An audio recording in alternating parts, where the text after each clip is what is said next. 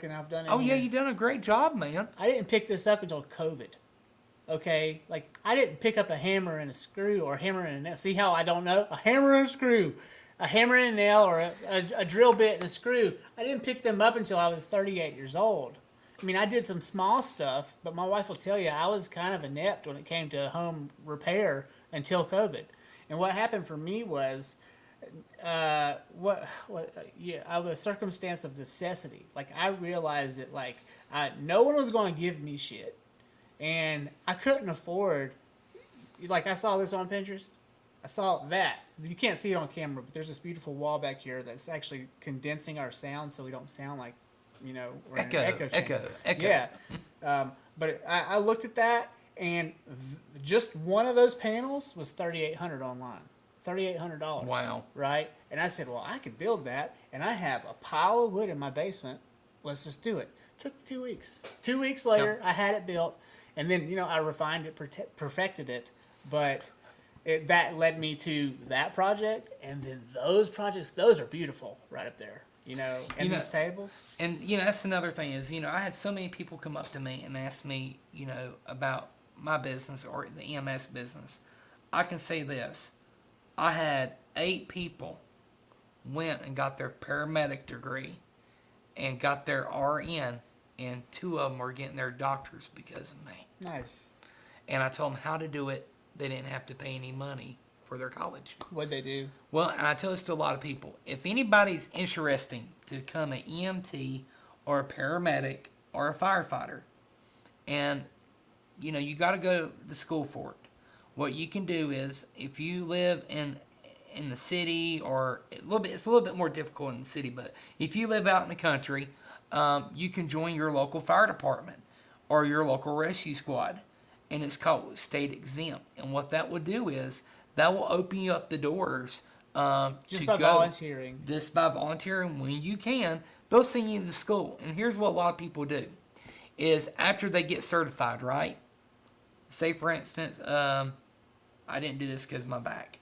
After you got your EMT, you go to Duke Hospital, Carolina Medical Center, go Life Flight. I mean, we got, or you can go to the county EMS out here or join on with the county. But to me, if you really want to learn, you really want to dive in and try to make a difference and change your life and people's lives, go to a trauma center. Join their hospital staff. I know they need you. Med Center Air, for instance, if you join with them and you're a basic EMT, you don't have to be on a helicopter if you don't want to be on a helicopter. It's probably not for the faint of heart. Or if you don't want to be on a plane, you can be on a ground ambulance. Here's the cool thing about this. When you're on a ground ambulance, you work with other RNs, anesthesiologists, other doctors transporting a patient. A lot of people don't know this. In the back of the Med Center Air ambulance, they can do some surgeries. Yeah. And quick ones to save lives. But the cool thing about it is, if you work with a hospital, and they'll come up to you like, Josh, you're an EMT, right? For instance, they'll be like, Josh, how would you like to go? You go get your paramedic. We'll pay for your schooling. We'll pay for you to go. They'll let you pick your route too. You can go through however. And after you get your paramedic, and say for instance you want to get your RN, you go to them, hey, I want to go get my RN. They'll pay for that. Wow.